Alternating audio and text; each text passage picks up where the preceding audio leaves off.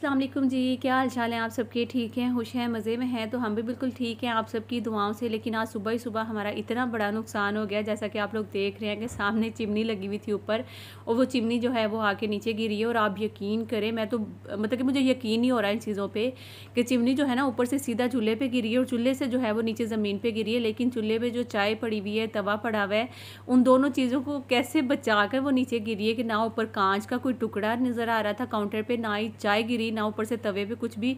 और सबसे बड़ी बात है जो कि हम लोग अल्लाह का लाख लाख शुक्र अदा कर रहे हैं ना कि मारिया को नहीं लगी है, मारिया बच गई है। और जब एकदम से हमें इतनी ज़्यादा आवाज़ आई ना तो सारे बच्चे आसिफ सब अंदर से भागे हुए आए कि क्या हो गया। तो बाहर देखा तो एक साइड पे मारिया खड़ी होकर हंस रही थी। तो मैंने कहा मारिया ये क्या हुआ? कह रही आप ही यकीन करें पता ही नहीं चला कि मैं ज़रा सा मुड़ के सिंक की तरफ हुई हूँ और ऊपर से चिमनी जो है ना वो नीचे आके गिर गई है। बस कह रही मुझे पता ही नहीं चला कि किस तरह से आके गिरी है। तो मैं अल्लाह का शुक्र कर रही थी। मैं बार बार मारिया से पूछी थी, मारिया तुझे लगी तो नहीं, कांच तो नहीं कहीं लगा, कुछ हुआ तो नहीं? मैंने फ़ौरन अपना जूता उतार के मारिया को दिया। मैंने कहा पहले ये पहनो और फिर तुम झाड़ू लगाना।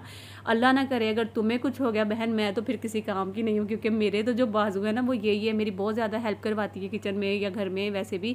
तो खैर शुक्र अल्लाह का कि मारिया ठीक है, बच गई है। मैंने सबसे पहले निकलते ही मारिया से पूछा, मारिया तुम ठीक हो ना, तुम्हें तो कुछ नहीं लगा या कांच वाँच तो नहीं लगा? कह रही नहीं आप ही मैं बिल्कुल ठीक हूँ, लेकिन मुझे पता ही नहीं चला ये किस तरह से आके गिर गई है नीचे ज़मीन पर। अच्छा आप बिलीव करें कि चूल्हे के ऊपर निशान भी है इसका बाकायदा, उसका कोना आकर चूल्हे पे लग गया, फिर उसके बाद ये नीचे ज़मीन पे गिरी है। ज़मीन पे भी हल्का सा नीचे से जो है ना वो सिर्फ निशान है, बिल्कुल ऐसे नहीं कि टाइल टूट गई या कुछ भी इस तरह से नहीं है। ये बहुत वजनी, लेकिन बस अल्लाह का शुक्र है जी, बचा हो गया सारा। आप देख सकते हैं कमरे के उस कोने तक एंड तक कांच इसका फैला हुआ है। दावत से एक दिन पहले ही हमारा इतना बड़ा नुकसान हो गया था, तो आगे मेन्यू डिसाइड करना था हम लोगों ने कि दावत में क्या मेन्यू होगा। अभी ना मैं यहाँ पे सारा जो भी अपना सामान है वो लिखवाने लगी हूँ, ताकि हमें बाजार जाने के बाद प्रॉब्लम ना हो। जो वेजिटेबल्स चाहिए, जो ग्रोसरी चाहिए, वो सारी चीज़ें मैं यहाँ पे लिखवा लूँ। मोहम्मद को देखें ज़रा आप, और मुझे देखिए, ये देखिए। चलो हटो पीछे। तो मैं बस यहाँ पे सारा सामान वगैरह लिखवाने लगी थी, फिर उसके बाद जो है आसानी हो जाएगी सामान लेने में भी। और दावत की तैयारियाँ मैं स्टार्ट करने लगी हूँ आज। यहाँ पे हमारा मेन्यू जो है वो डिसाइड हो चुका है ऑलमोस्ट। काफ़ी सारी चीज़ें लिख ली हैं। सबसे पहले चाइनीज़ राइस है, फिर चना चाट है, उसके अलावा हमारा रशियन सैलड आ गया, कौरमा आ गया, और इसके अलावा कोल्ड ड्रिंक्स वगैरह आ गई हैं, और इसके नीचे चिकन शामी आ गए हैं। और लास्ट में जो है ना स्वीट डिश में, अब हमें समझ में नहीं आ रहा कि स्वीट डिश में क्या करें। मैं आसिफ को बोल रही हूँ कि हम लोग चावलों की खीर कर लेते हैं, क्या ख्याल है? या फिर वो कर लें हसीब, वो क्या कहते हैं उसे, ट्राइफल कर लें, या फिर खीर कर लें? ट्राइफल नहीं करनी, खीर करो। खीर सही है। चलें फिर जी चावलों की खीर लिख लें। ऑल पर के दूध के 2 डब्बे लिख लें बड़े वाले, और साथ में राइस तो घर में पड़े में कुछ ड्राई फ्रूट्स वगैरह लिख लें। सही है। अच्छा ये इतनी टेंशन के बाद हम लोगों ने जो है मेन्यू ये डिसाइड कर लिया, और सामान सारा अपना अलग अलग लिख लिया। जो चीज़ें चाहिए हमें, जो हमारा मेन्यू रहेगा वो सारा कुछ लिख लिया। अच्छा वो कहाँ लिखा है जो हमारी सारी टोटल चीज़ें हैं? ये लिखा है। ओहो ये रहा। अच्छा इसमें अभी कुछ चीज़ें जो हैं वो ऐड नहीं है, जैसा कि आलू चिकन की वो बनाएंगे ना कटलेट से, वो नहीं है इसमें। बाकी सारा सामान आ गया इसमें, ठीक है। तकरीबन टोटल जो चीज़ें होंगी ना हमारी वो 11 होंगी। बाकी इसका जो सामान होगा वो सारा ये रहा।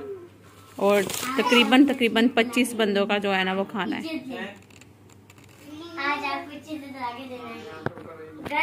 25 बंदों का खाना होगा। ये सारा जो भी हम लोगों ने मेन्यू रेडी करना है यहाँ, ठीक है। आसिफ ये सारी चीज़ें आपने अब लेकर आनी है। शायद हो सकता है मैं भी आपके साथ जाऊँ, अगर नहीं गई तो फिर आपको जाना पड़ेगा। आपको जाना नहीं, आप ले आए, मैंने फिर बाकी के काम देखने हैं। नहीं, आपकी मम्मा साथ जाएगी। आप देख लेना ना यार, ये सारा कर लेना, और अगर कुछ रह गया तो फिर मैं आपको बता दूंगी, वो फिर आप ऐड कर लेना फोन पे। सही। ये सारी चीजें आप कर लेना। आज एक और सूट जो कि मैंने नया पहना है, ये देखें।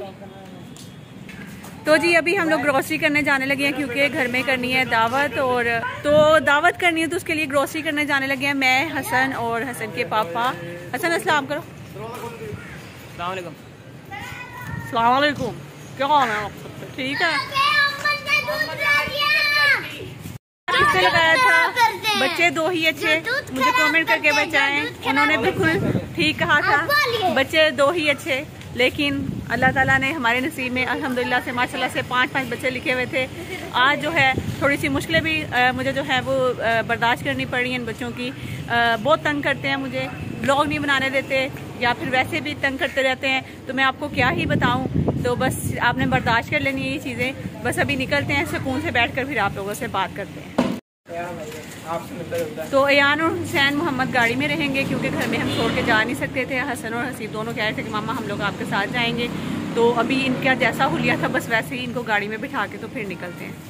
तो भी चले फाइनली हम लोग नीचे आ गए हैं और अब हम लोग निकलते हैं बच्चों के साथ घर से। निकलना उफल्ला, क्योंकि निकलना सिर्फ मैंने था और इनके पापा ने था, लेकिन फिर हसन हसीब भी ज़िद करने लगे।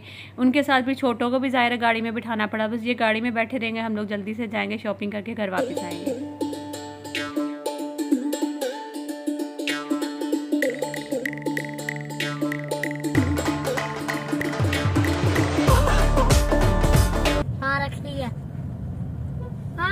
उसको वापस करा के क्यों लिया ना मेरा मोहम्मद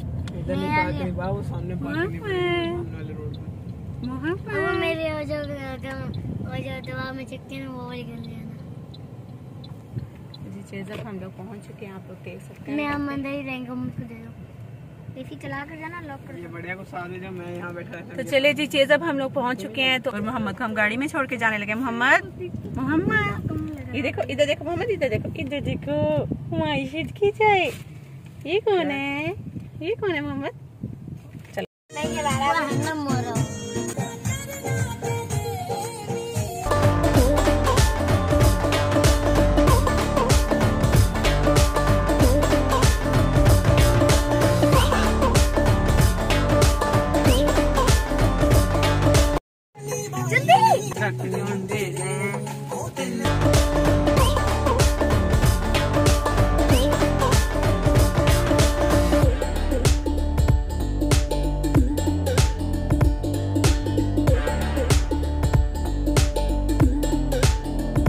तो भाई बच्चे बहुत ही ज़्यादा मस्तियाँ की। उसके बाद फिर हम लोगों ने कुछ ग्रॉसरी वगैरह की, घर आ गए थे। फिर बाद में जो है आसिफ और हसीब दोनों जाकर इन्होंने वहाँ से चिकन वगैरह ख़रीदा, कुछ फ्रूट्स वगैरह ख़रीदना था वो ख़रीदा।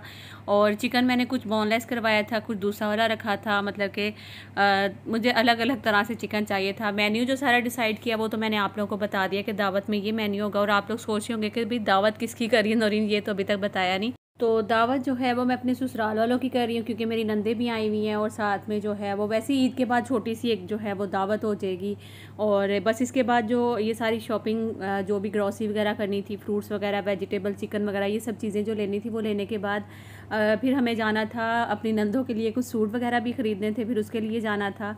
और अपने करीब जो है वो एक ही मतलब समझ लें कि ब्रांड है जो कि सिर्फ कराची का ही ब्रांड है, बाकी जो है वो यहाँ से थोड़ा दूर है। तो फिर हम लोगों ने सोचा कि यहीं से जो है वो जाकर कुछ कपड़े वगैरह ख़रीद लेंगे। तो बस अभी आसिफ फ्रूट्स वगैरह लेकर आए तो फिर निकलते हैं। ये भी चल जाएगा इतना। अरे बात तेज करो ना, क्यों ले रहे हो? अभी मैं बता रहा हूँ यार, इसको हुआ क्या है, पेटी में दब गया है क्या? खराब क्यों ले रहे हो? खराब कहाँ है? ये वाला नीचे वाला, क्रेट का मारा बेटा। ये वाला, ये जो बीच में नीचे वाला, यहाँ ये खराब है। देखो पीछे देखो, हाँ ये देखो।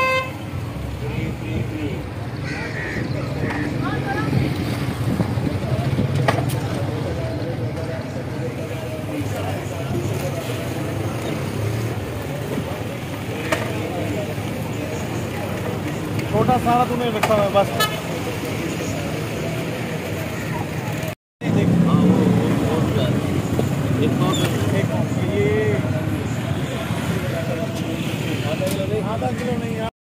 चलो जा, गिराना नहीं, ओके? ऐसे पीछे पीछे जा।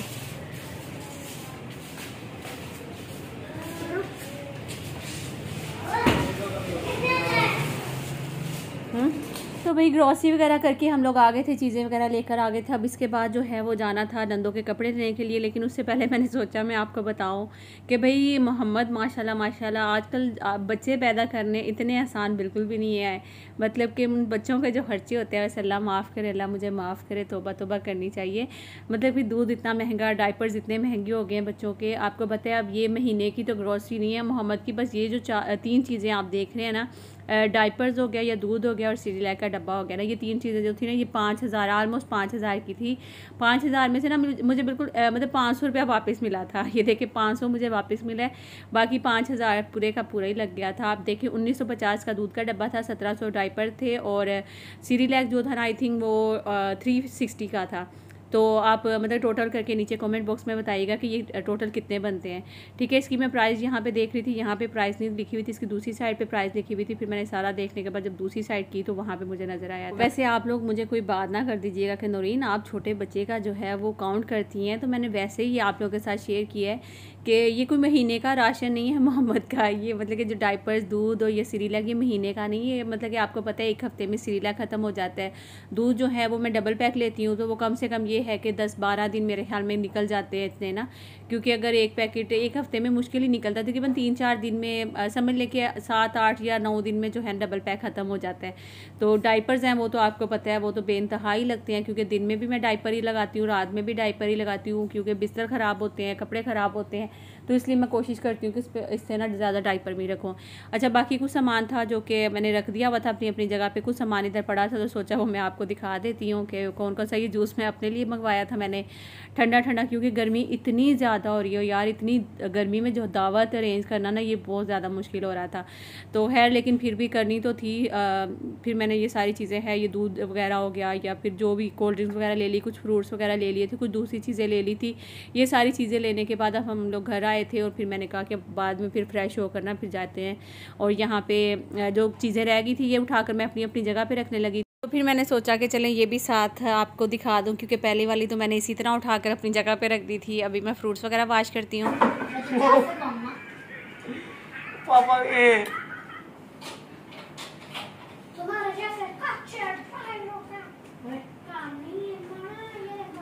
नहीं पकड़ने दे, पकड़ने नहीं माँ नहीं, देखते हैं क्या पकड़ते हैं। छोड़ना दे, 1 मिनट देखो ना क्या पकड़ते हैं।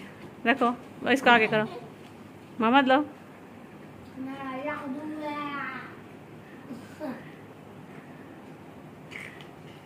ओए सॉरी आ जाओ बाबा, बाद में काम कर लेना। वही दोपहर में हम लोग निकले थे ग्रोसरी वगैरह करने के लिए। दोपहर नहीं थी, ऑलमोस्ट थोड़ा सा जो है वो तकरीबन कोई 3-4 बजे का टाइम था, 4 बजे का टाइम था, लेकिन गर्मी उस टाइम पे इतनी ज़्यादा थी। हम लोगों ने कुछ सामान खरीद कर फिर वो घर रख कर थोड़ी देर रेस्ट की, फ्रेश हुई। फिर उसके बाद मैंने कहा कि चले अब चलते हैं। तकरीबन अब जो है वो 8-9 बजे का टाइम था। शाम का खाना वाना कर लिया था, सारी चीज़ें समेट ली थी, घर का सब समेट के बच्चों को बिठा कर, और मैंने अयान और हुसैन को साथ ले लिया था, मोहम्मद को और बड़े दोनों को घर छोड़ दिया था। तो बस अब घर से निकले थे। फिर सबसे पहले जो है वो हमेशा ही निकलने से पहले तो बस यही देखना होता है कि गाड़ी में पेट्रोल वगैरह है या नहीं है। तो हमेशा की तरह पेट्रोल नहीं था बदकिस्मती से। फिर हम लोगों ने यहाँ पेट्रोल डलवाया और उसके बाद जाना था पॉपुलर पे, क्योंकि मैंने आपको बताया ही है कि यहाँ से कुछ कपड़े वगैरह ख़रीदने हैं, हमें कुछ मिलता है या नहीं। अच्छा, अक्सर आप में से ना मेरी बहुत सारी बहनें जो कराची में रहती हैं वो पूछती हो रही हैं ये पॉपुलर जो है ये किस जगह पे है, इनकी लोकेशन वगैरह सेंड करें।